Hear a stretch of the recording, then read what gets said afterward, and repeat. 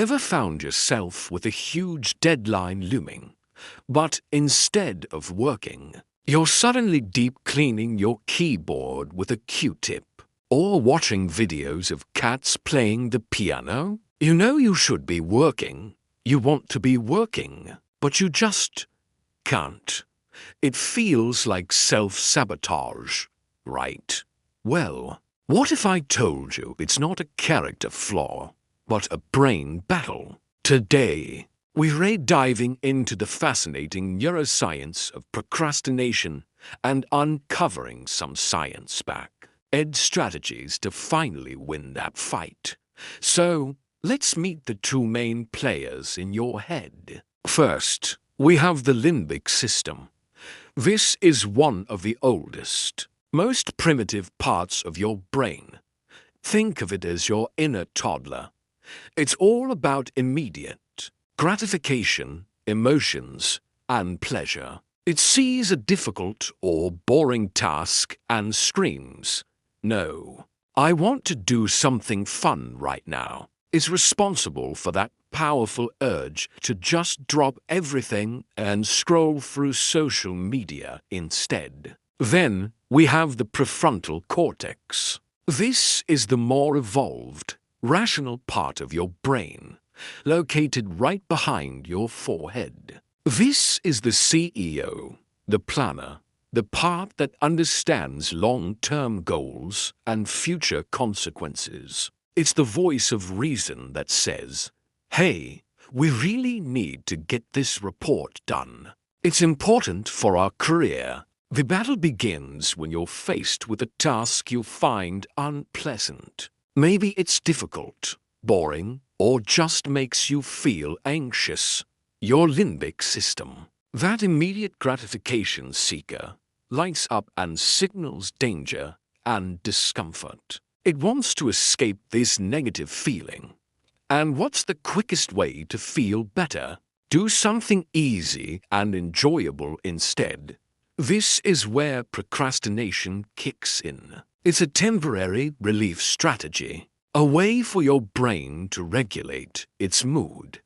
Here's the tricky part. Every time you give in and procrastinate, you get a little hit of dopamine, the feel-good neurotransmitter, from doing the more enjoyable activity. This reinforces the behavior. Your brain learns, when I feel bad about a task, procrastinating makes me feel good. This creates a vicious cycle that can be incredibly hard to break. It's literally a habit your brain has wired for itself. But here's the good news. Our brains have something called neuroplasticity. This means we can rewire these pathways. The prefrontal cortex might be the weaker voice at first, but we can train it to become stronger. So, how do we do that? First, let's talk about shrinking the monster. A huge, vague task like write a 20-page paper is terrifying to your limbic system. It's a guaranteed trigger for procrastination. The key is to break it down into ridiculously small, concrete steps. Don't write work on paper on your to-do list. Instead, write open a new document and write a title, or find one academic source, or write the first paragraph. These small tasks are far less intimidating.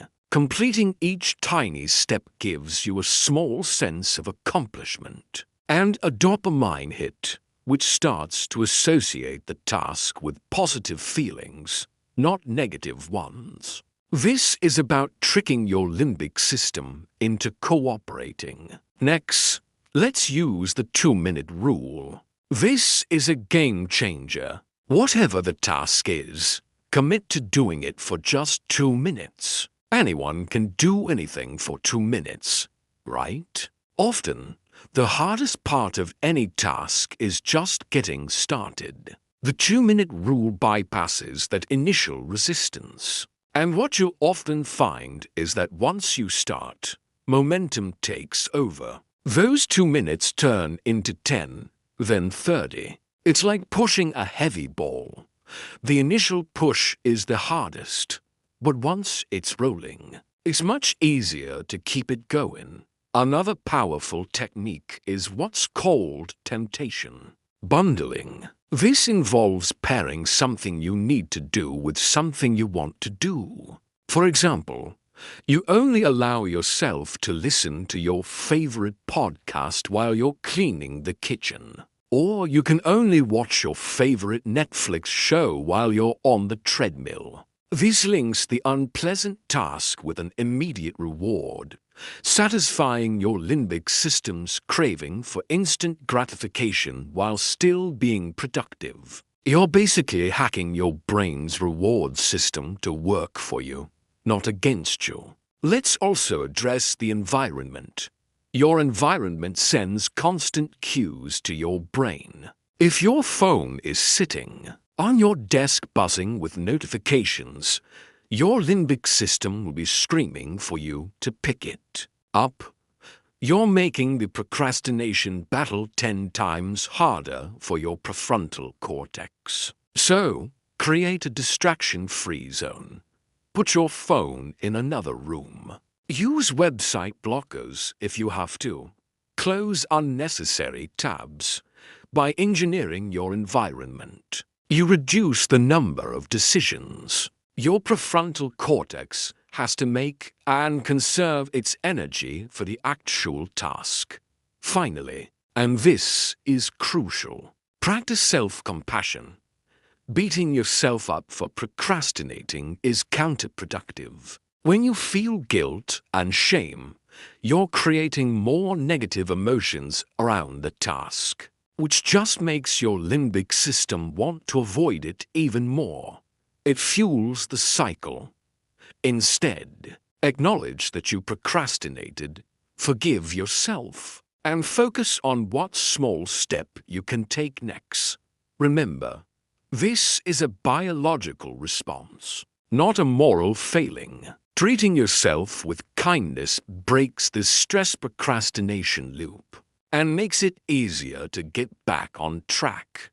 So, to recap, procrastination is a battle between your pleasure-seeking limbic system and your long-term planning prefrontal cortex. To win, you need to stop relying on willpower alone and start using smart strategies. Break down your tasks into tiny, manageable steps. Use the 2-minute rule to just get started. Bundle your temptations to make work more enjoyable. Engineer your environment for focus. And most importantly, be kind to yourself when you slip up.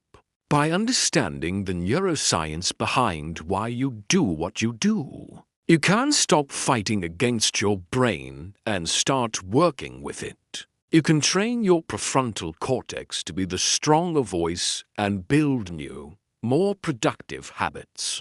It takes practice, but you absolutely have the power to rewire your brain and beat procrastination for good. Thanks for watching.